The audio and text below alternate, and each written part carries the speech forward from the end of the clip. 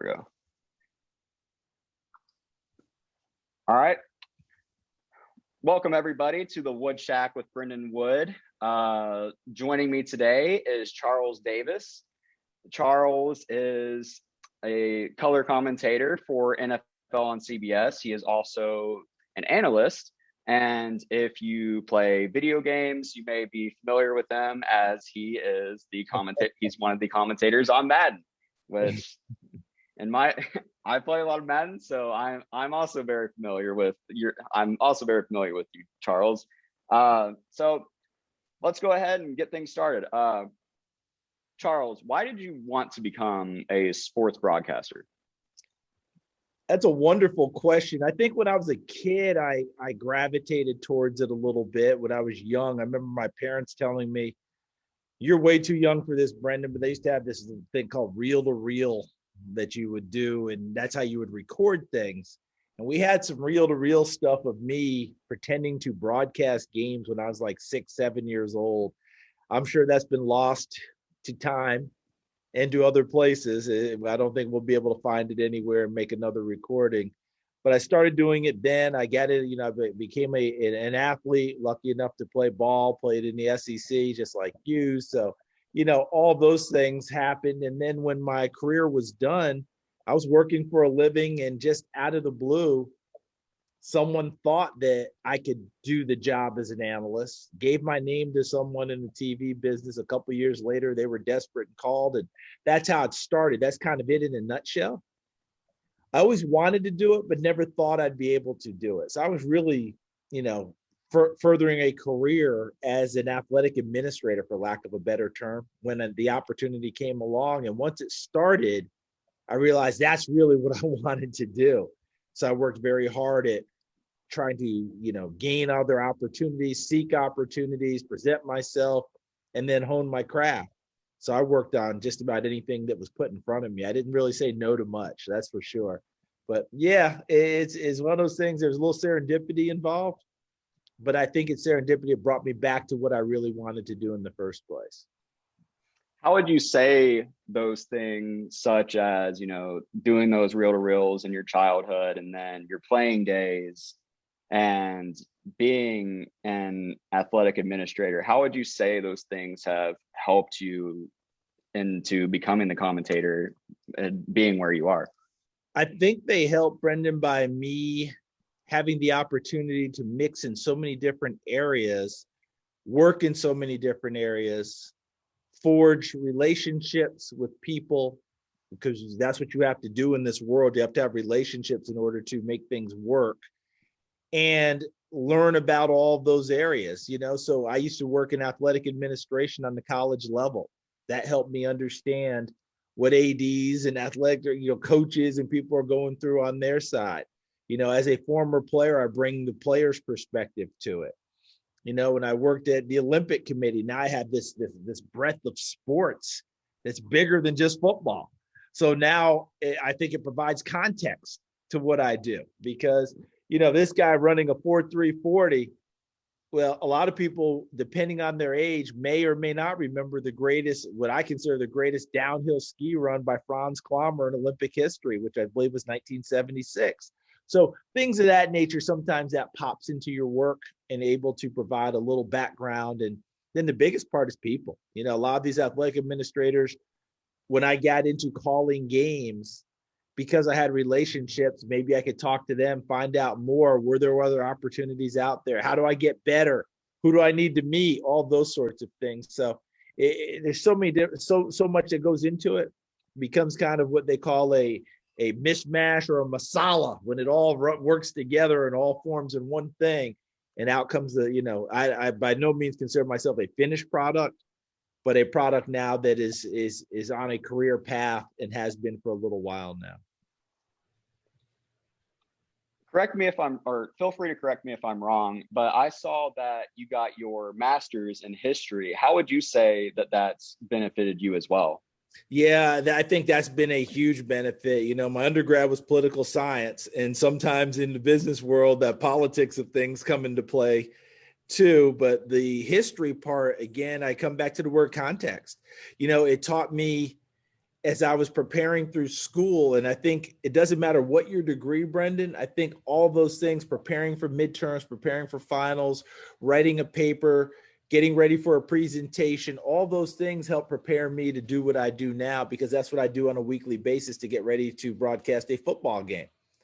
It's preparation, it's research, it's context, as I said. How does it relate into the history of things? You know, this Arkansas team in 2020 versus the Arkansas team in 2012, where there's similarities, where there are parallels.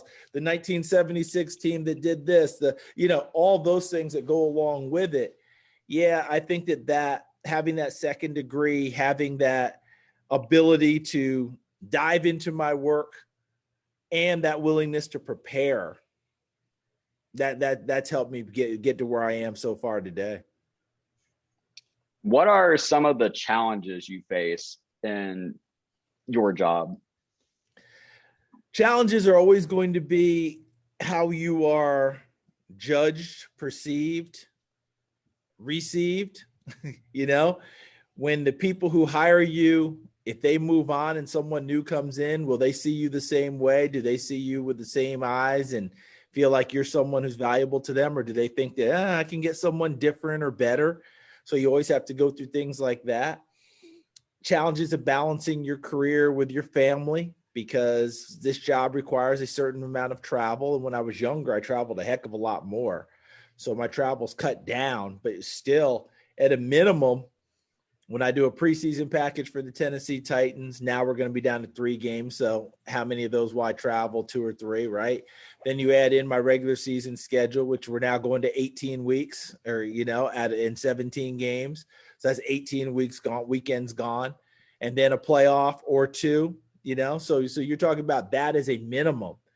But then you got to kick in meetings, you got to kick in other things. So there's a certain amount that goes along with it. So that can be a challenge at times. The other challenge is, as you get older, are you willing to invest in the time necessary to do the job well? Or are you going to start trying to, cut corners, right? Try and rely on your veteran savvy to get the job done in less time. And I will just give you a tip. It doesn't really work that well. You can get away with it for a little while, but eventually it catches up with you. So those sort of things are challenges as well. But one last challenge, I think, is always going to be confidence. Do I have the confidence to go out there each week, and the confidence to withstand criticism? Because the praise part is fairly easy. You're excited to get it, but you're trying to run from it because it's almost, oh God, they're talking too nicely about me. But the criticism side, you got to be able to develop that skin that can handle that. And sometimes they're spot on. And sometimes you have to look in the mirror and go, boy, they really nailed that one. How do I get better from that? As opposed to just, what did they know? It's not always that way. So some of those things come into play as well. And what do you do to ease some of those challenges that you face? I think, the relationship I have with my wife, kids are grown now, so it's not quite the same as it was before. When they were younger, the hustle and bustle and what's going on, and do I need to be home for this event and all those things. Not quite the same, but my wife and family, they didn't know any other way. So for them, it was just part of what we did, and we just stayed connected. Another way to ease the challenges, I think, is just simply map it out and continue to talk about it, and understand what your schedule looks like, what it's going to take. And then in between, make sure you're present with the people that are in your life. When you're home, be home, talk to them, listen to them, do things with them. When I was younger, it was always like, well, let's go somewhere. I was like, I just went 5 places, but it was all work, but they didn't. So now, being more giving of yourself in that way, I think, comes to play too.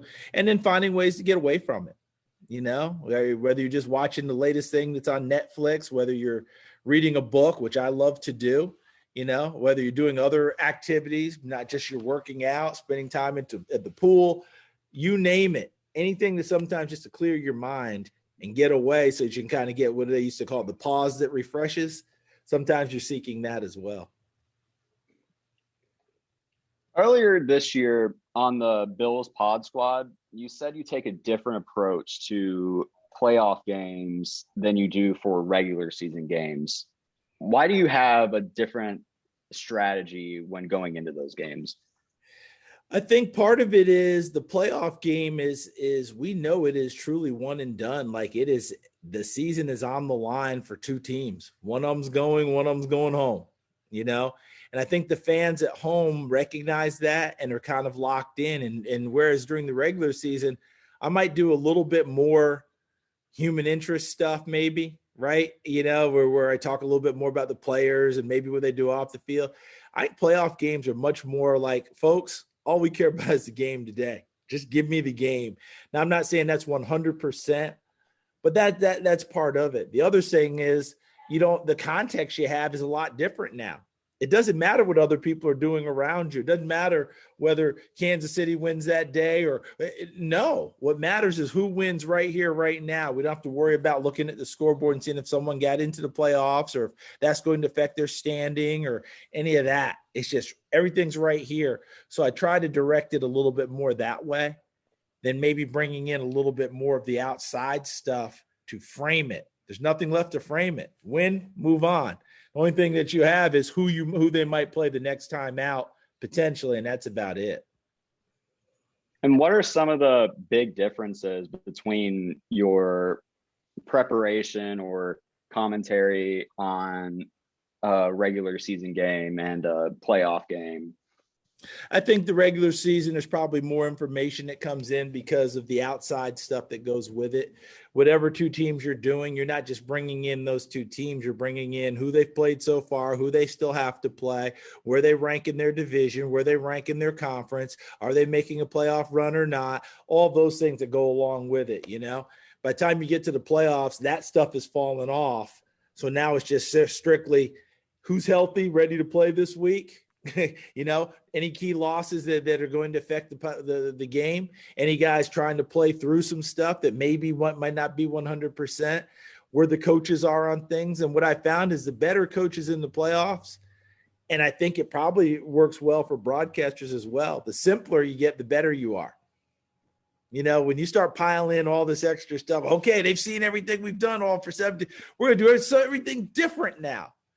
Well, your team won't be ready. They can't hone that in a week, or if you're lucky, 2 weeks. If you get an open week beforehand, you're not going to get that. So you put elements of new things in, or you're doing all the same things you did before, maybe from different looks.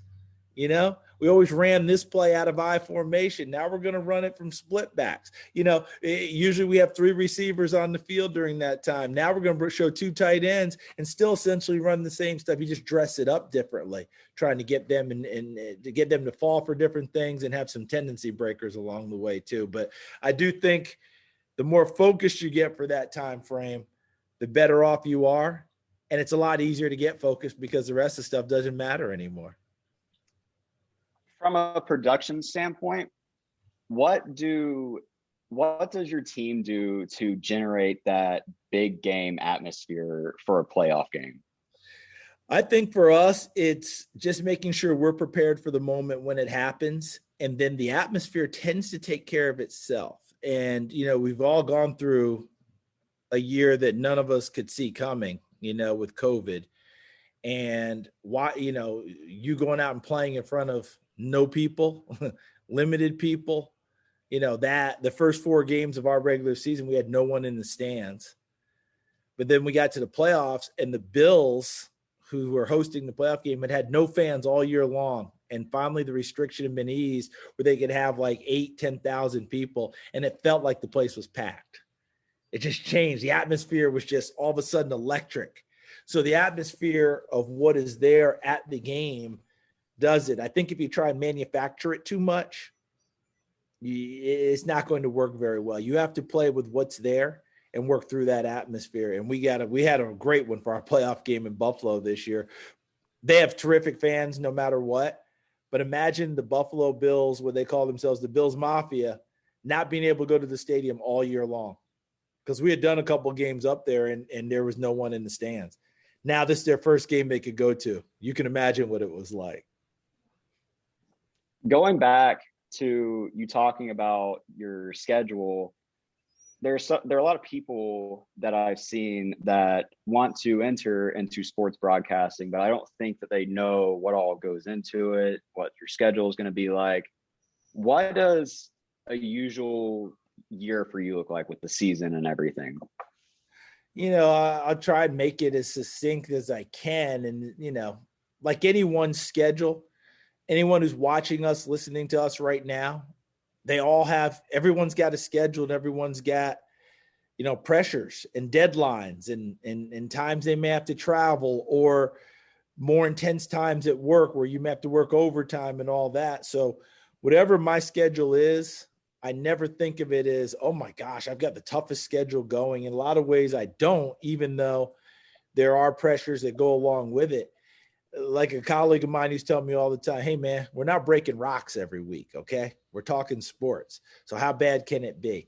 And in a general sense, he was exactly right about that. So for me, my season really ramps up when NFL teams to go back to camp.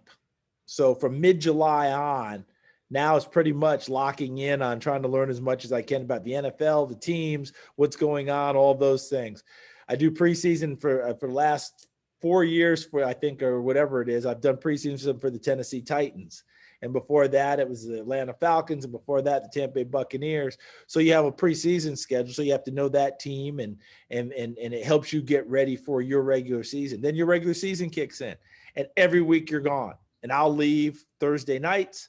I'll do the game on Sunday, run to the airport, come home as a general rule. If I have a late game on Sunday, then I'll come home Monday, or catch a red eye, either way. And you just kind of wash, rinse, repeat, study, do the game, study, do the game. And then you have the other things that come along with it. You have radio shows that you'll probably be involved with. You have your Zoom, this year, of course, everything was Zoom, right? So we had our Zoom calls with coaches and players every week. And, tried trying to attend practice. Some places you could, some places you couldn't. But as a general rule, I'll go to practice on Friday. We'll do our coaches meetings, the home team on Friday, the visiting team on Saturday, do the game on Sunday. But we also have our own group production meeting on Saturday night before the game. And so that's every week. Yeah.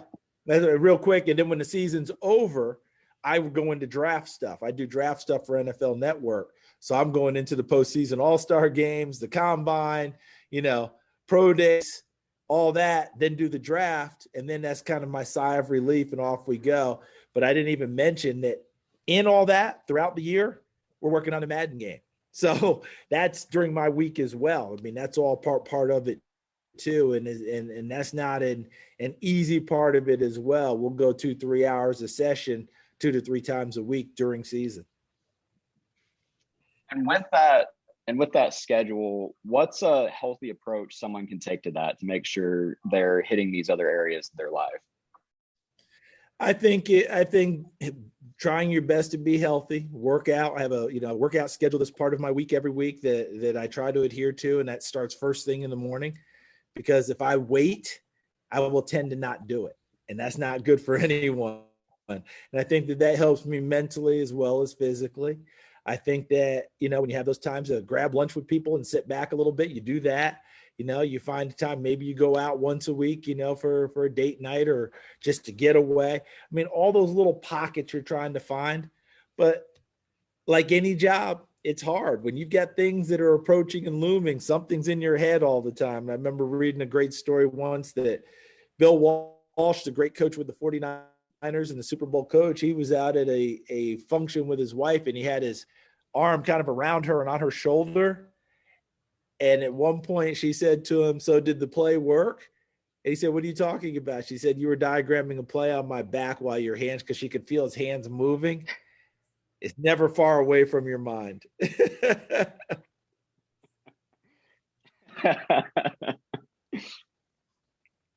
If you could go back in time and change anything about anything about your career, what would it be? Ooh, too many things to list, but the number one thing is, I think like most people, I wish I'd been a better player. I wish I had, I don't know that I could have changed the talent side or whatever, but maybe I would have been a little more single-minded, focused on trying to be an NFL player. I was always under the thing of full student athlete, which I think is the right approach. But at a certain point too, if you want to be a pro or whatever, well, those blinders got to come in and you got to go. And I'm not sure I did that as well as maybe I should have. And that's something I've tried to pass on to my kids. It doesn't matter about athletics.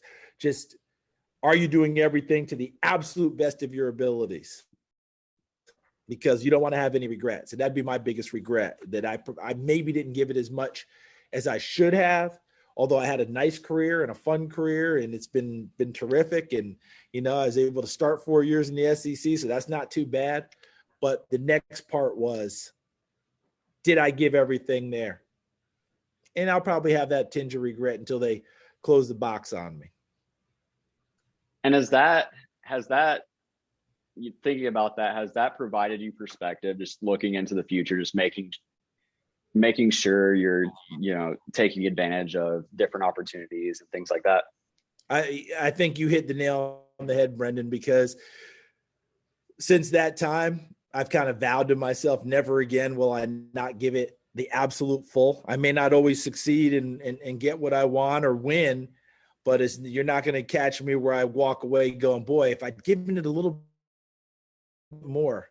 It's kind of Hubie Brown, the basketball coach and the great broadcaster now. He said early in his career, he said, I will never be outworked and rarely outcoached. Well, I don't coach, but I've kind of changed it for myself. I have my own little thing where I said never outworked and always prepared. That's what I try to do. Those of you who are now tuning in, joining me today is Charles Davis. He is a color commentator for the NFL on CBS. Charles, through your years of working with commentary, what are some of your favorite moments? Oh boy. Well, I did a lot of college football when I was getting started, as I ascended up. And I think I said earlier, I've worked on everything from little league, football, basketball, baseball, all the way up through, the pro level, football, basketball, that sort of thing, college sport, college baseball, college softball, you name it. So I've got a ton of great experiences with a lot of great people. I was fortunate enough to work on the Fiesta Bowl game of Oklahoma and Boise State, which a lot of people remember. We was part of the broadcast team that night where Boise pulled the great upset, went for 2 and won it on the Statue of Liberty play. My first ever playoff game in the NFL, which is something I never thought would ever be a part of my, broadcasting career. I did that with, it was Philadelphia Eagles at New Orleans Saints. It was a terrific game. But just the idea that I got a chance to work on that game, it was wonderful. 3 BCS national championship games, which now would be the college football playoffs, so many things that go into it. Those are kind of the high level ones. But you go back in my career and I'm working at Sunshine Network, and there's a young man by the name of Teddy Dupay who broke the Florida high school scoring record in basketball. And we did the game where he broke the record. That was kind of cool. The place was packed, and it was so packed that they actually set up TVs in the cafeteria for overflow people to watch the game. And I got to broadcast that game. Teddy ended up playing at the University of Florida, but I think he broke Chris Corchiani's state record for scoring in Florida. And, that's kind of a cool thing, high school basketball. I saw Frank Gore, the ageless Frank Gore, who's still in the NFL running the football, playing high school. And I think he fumbled 2 or 3 times in the first quarter. I think they lost all the fumbles, and he still ran for over 300 yards that night, and his team won.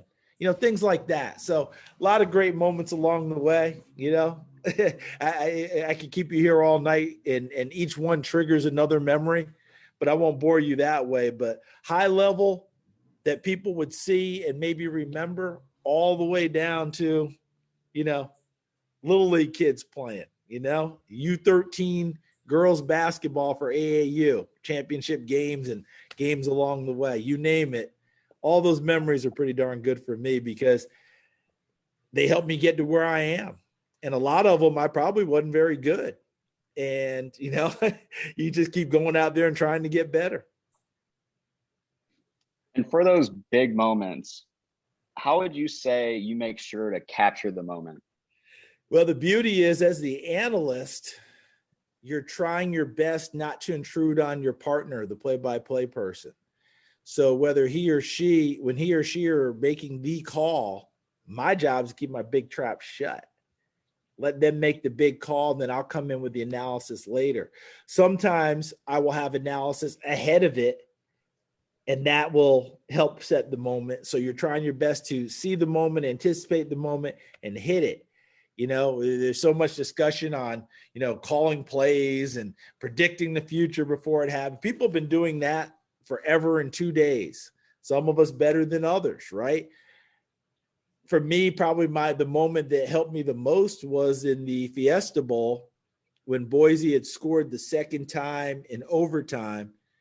Before it happened, I said, if Boise scores, I think they go for 2 here, because I think that they're done slugging with Oklahoma. They need to end it one way or the other. The longer it goes, the better for Oklahoma. And then they scored. I said, they're going to go for 2 here. And everybody's looking at me like, you must be insane. They're going to kick the top. And they went for 2, Statue of Liberty, and scored. I remember after a boss of mine said, well, you pushed your chips in the middle of the table there, didn't you? And he said it kind of like, and it was kind of like the implied thing, like, well, congratulations on taking your shot, because if you were wrong, you would have really been in bad shape, but you had enough confidence to feel it and took your shot. So there you go. And it worked for me. So that's kind of how I want to do it. I just want to make sure I don't intrude on the moment. Keith Jackson, the great college football broadcaster, always said that, you know, make sure you never intrude on the big moments. Let the big moments happen, and then we can be spectators to them. And predicting the future, have you ever been wrong, or have you ever been around someone who was wrong on trying to call what was going to happen?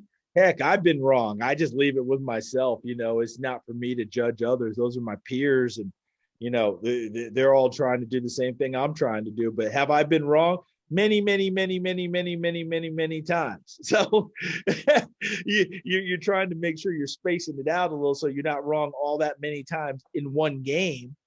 But at the same time, I've made predictions along the way and haven't come close. So what you want to do is you make the prediction, see how it plays out. And if you're wrong, I see no reason why you shouldn't admit, boy, I thought the game was going to go in this direction. It sure hasn't. Here's what's happened and why.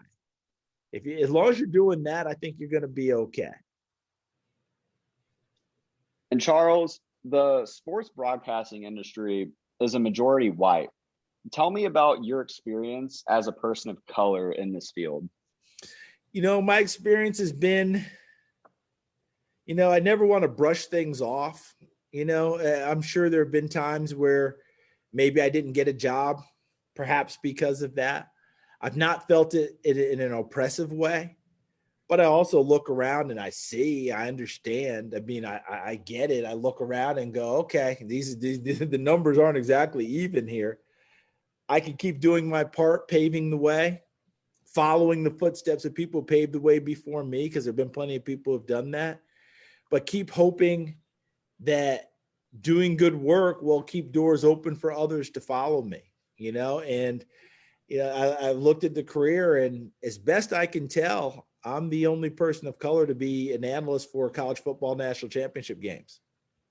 Then I take that back. Me and Barry Alvarez, who is Spanish as well, we did the first BCS game together, and then I did the others after that as the analyst. NFL side, I didn't play in the league, didn't coach in the league, wasn't an executive league. I'm the only one calling those games.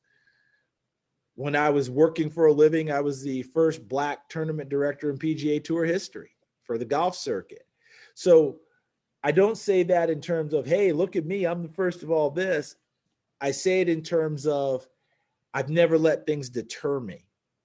And I keep battling and fighting. And I may not always be the first choice, but if you get picked, it doesn't matter whether you're the first choice or the last choice. Now you have an opportunity to do it. And my goal is always to make it difficult for them to replace me. You can always be replaced, right? There's always someone that they may think is better or different or whatever. All I want them to do is really think hard about replacing me. I don't want it to be easy.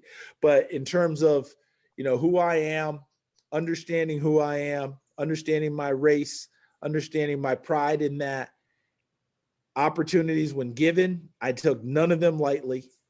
And I wanted them to know it didn't matter whether I was black or not, that I was going to do a great job for them or give them my best efforts. And hopefully that allows others to get those opportunities to come in as well. And how do you think that could be improved to where we see more diversity in this field and even in other fields? Well, I think a lot of it is just simply, we're very used to, and it doesn't matter what business we're in, hiring people that we know, people that look like us, sound like us, that we're comfortable with.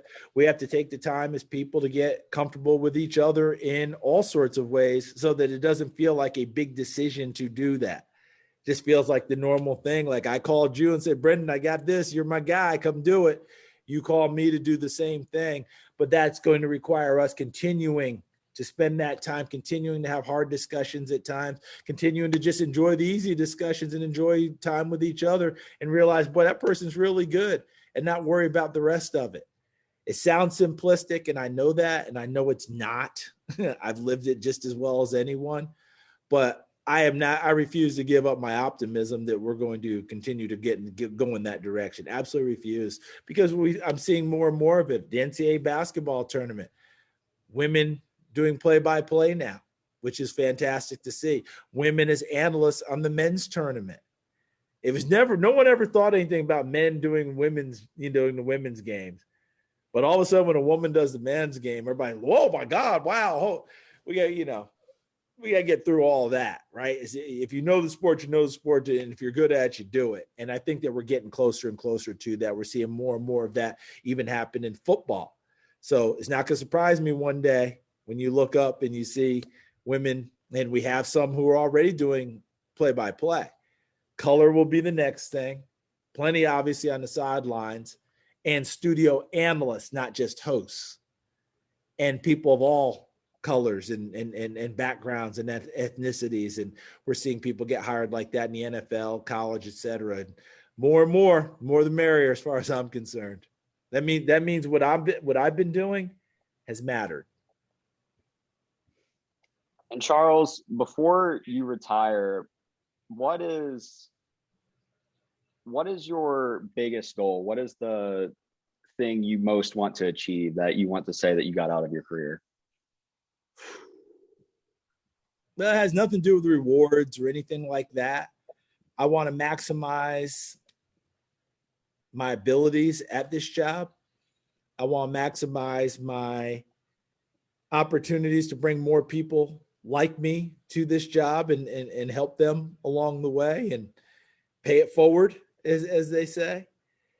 And, the rest of it is going to happen as it happens. I've always had goals to be the best and be at the top of my profession. I think all of us do, but we're a subjective profession as well. So whether that actually comes true or not, based on, do I become a number one or this and that, we'll see. But all I can do is the best job I can, and hopefully I'll get an opportunity that way. But where I am, truthfully, Brenndon, is beyond my wildest dreams already. So, that's why I go as long as I can, as far as I can. And when it's over, I hope I'm still doing good work.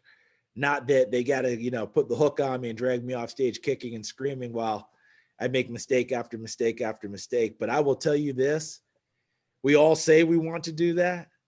It's hard for us to actually know it and acknowledge it and actually leave the stage. Very few of us do it. Most of us, the hook comes out and you got to go.